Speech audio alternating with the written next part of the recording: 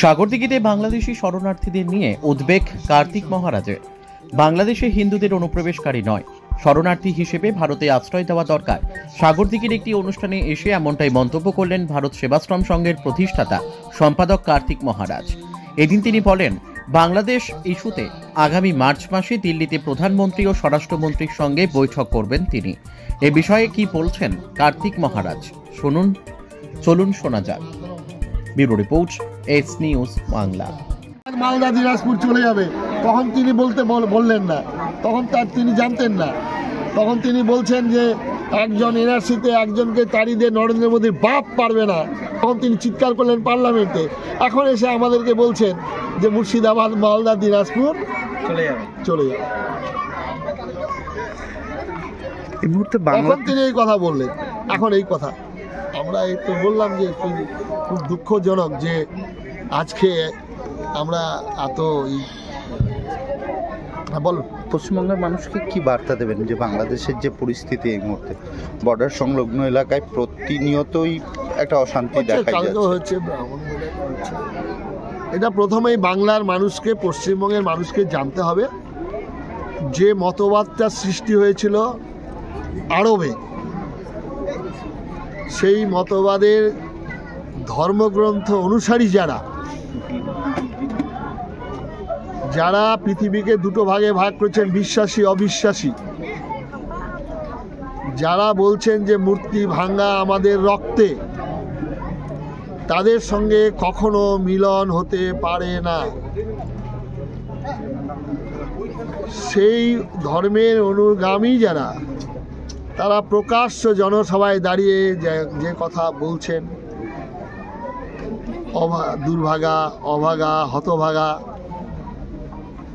70%, 30% ফায়দা করো, ফায়দা লুটোর কথা বলছেন, তাদের সঙ্গে ভারতবর্ষের যারা সনাতন ধর্মের অনুগামী, বিশ্বাসী, কোনোদিন মিলন হতে পারে না।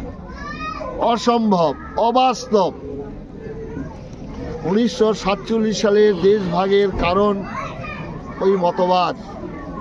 এইটা পশ্চিমবঙ্গের প্রত্যেকটা মানুষকে এটা জানতে হবে এবং বেশি করে গীতা যেমন ঘরে ঘরে পড়া হয়, বেশি করে কোরআনটাও নিয়েও পড়া দরকার, জানা দরকার। সেখানে কি আছে, কি লেখা হয়েছে, কি বলছে, আমরা সেটা জানি। কিছু নিশ্চয়ই আছেন, যেমন আজকে মাসুম আক্তার, আজকে যেমন শফিকুল ইসলাম, তাকে কমেন্টগুলো দেখবেন তাকে কিভাবে বলছে আজকে। সেরকম কিছু লোক আছেন, এই যে হাইকোর্টের একজন লয়ার, কি নাম, কি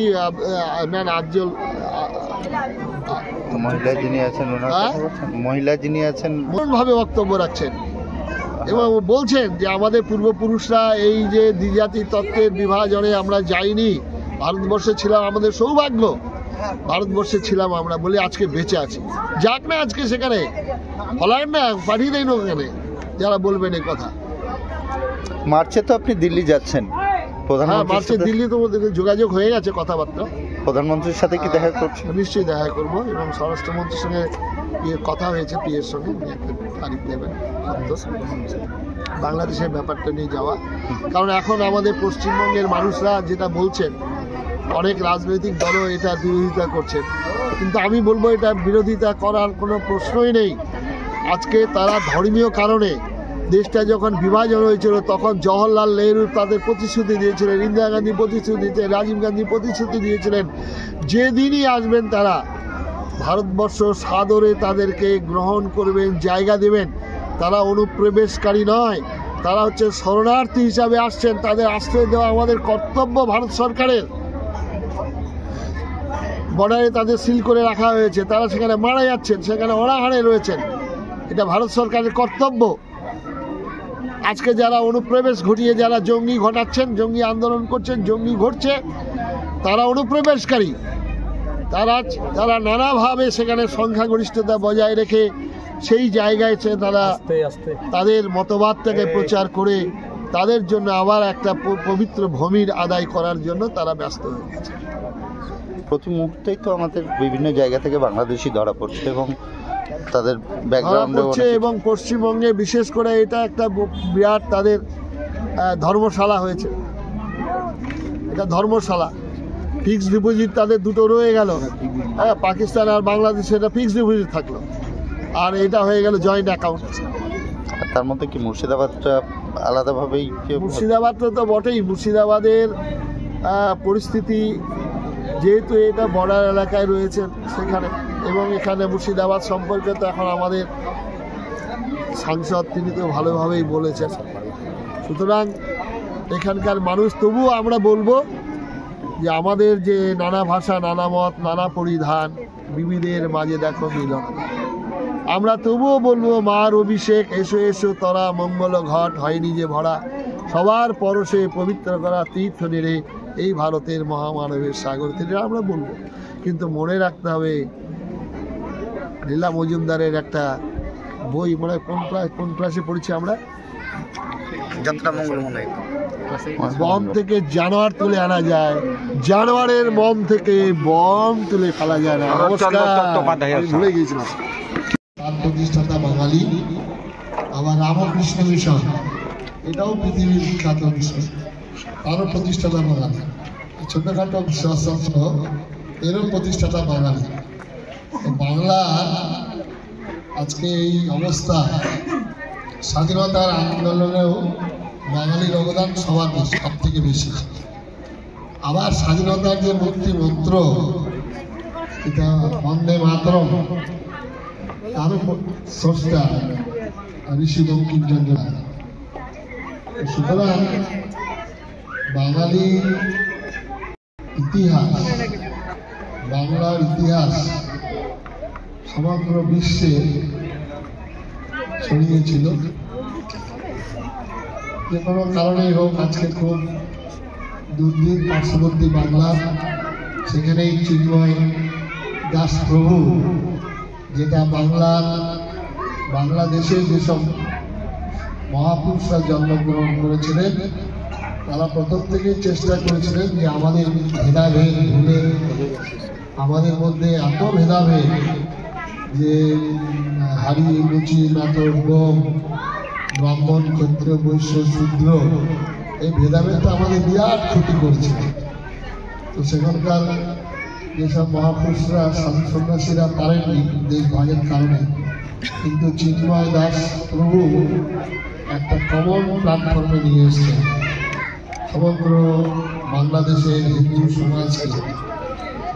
তার জন্যই তাকে গ্রেপ্তার করা হয়েছে, এবং এমন নির্মম অত্যাচার যে তাকে যারা ঔষধ দেবে, খাবার দেবে, তাদেরকেও জেলবন্দি করা হয়েছে, এবং যারা আইনি সাহায্য করবে তাদেরকেও মেরে হসপিটালে পাঠিয়ে দেওয়া হয়েছে। মানবতার চরম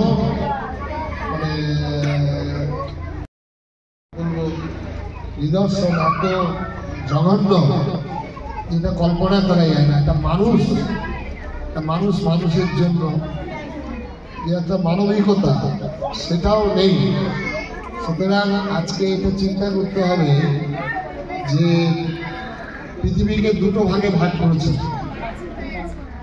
বিশ্বাসী অবিশ্বাসী। আমরা মূর্তি পূজা করি, আর একদল মূর্তি ভাঙার আদেশ জারি করেছে। এই দুটোর মধ্যে মিলন অসম্ভব। আমাদের ভারতবর্ষের মানুষের মধ্যে যে স্নেহ, মায়া, ভালোবাসা, এগুলো ভারতবর্ষে জন্মগ্রহণ করলে এটা স্বাভাবিকভাবে আসবে। ভারতবর্ষের আবহাওয়া আমরা যারা লাগবে, এই জন্য রবীন্দ্রনাথ এখান থেকে বলছেন, হেতায় দাঁড়ায় দুবাহু বাড়ায় নবীন দেবতার কথা বলেছেন। বিবেকানন্দ বলেছেন, বহুরূপে সম্মুখে তোমার ছাড়ি প্রদান করেছে ঈশ্বর। এই ভারত সেবাশ্রম সংঘ, রামকৃষ্ণ মিশন, ইস্কন যখন মানুষের পাশে দাঁড়ান, তখন তো দেখি না কে কি রাজনীতি করেন, কে কোন ধর্মের মানুষ, সবার উপরে মানুষ সত্য, তার উপরে নাই। শোনো রে মানুষ ভাই, এই মন্ত্রে দীক্ষিত হয়ে তার সেবা কাজ করে। ধর্মের ক্ষেত্রে আমার ধর্মে কখনো মানুষকে ভেদ সৃষ্টি করে না। যদি সত্যিকারের সে ধর্মের অনুগামী হয়, আমাদের শিক্ষা কি দেয়? আমাদের ধর্ম শিক্ষা দেয় যে আমাদের পশুত্ব থেকে মনুষ্য থেকে দেবত্ব উন্নীত হয়। সেই যে ধারা, সেই যে নিয়ম, যার জন্য সনাতন ধর্মের কোনো ব্যক্তি প্রতিষ্ঠাতা নেই। অন্য অন্য মতগুলির ব্যক্তি প্রতিষ্ঠা আছে, যেমন খ্রিস্টান ধর্মের প্রতিষ্ঠাতা হচ্ছেন আমাদের যীশু খ্রিস্ট, ইসলাম ধর্মের প্রতিষ্ঠাতা হচ্ছেন হযরত মুহাম্মদ, তেমনি শিখ ধর্মের প্রতিষ্ঠাতা গুরু নানক, জৈন ধর্মের প্রতিষ্ঠাতা তিনি হচ্ছেন মহাবীর জৈন, এবং বুদ্ধ ধর্মের প্রতিষ্ঠাতা বুদ্ধদেব। একজন প্রতিষ্ঠাতা সেই মতবাদ। সনাতন ধর্মের কোনো প্রতিষ্ঠাতা নেই। বহু সাধনার, বহু দিনের তপস্যায় মুনি ঋষিরা যেটা দর্শন করলেন, সেই দর্শনটা হচ্ছে সনাতন ধর্ম। আর সেই সনাতন ধর্মের কি বলা হচ্ছে? এখানে বলা হচ্ছে ধৃতি, ক্ষমা, অস্তেয়, শৌচ, ইন্দ্রিয় নিগ্রহ, ধীর বিদ্যা, সত্যমক্রোধ, দশক ধর্ম লক্ষণ।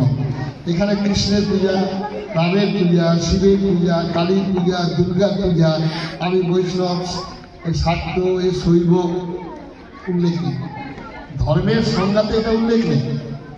ধর্মের সংজ্ঞাতে বলা হচ্ছে যে ধৃতি, ক্ষমা, অস্তেয়, শৌচ, সংযম, এগুলো যার মধ্যে থাকবে তিনি ধার্মিক।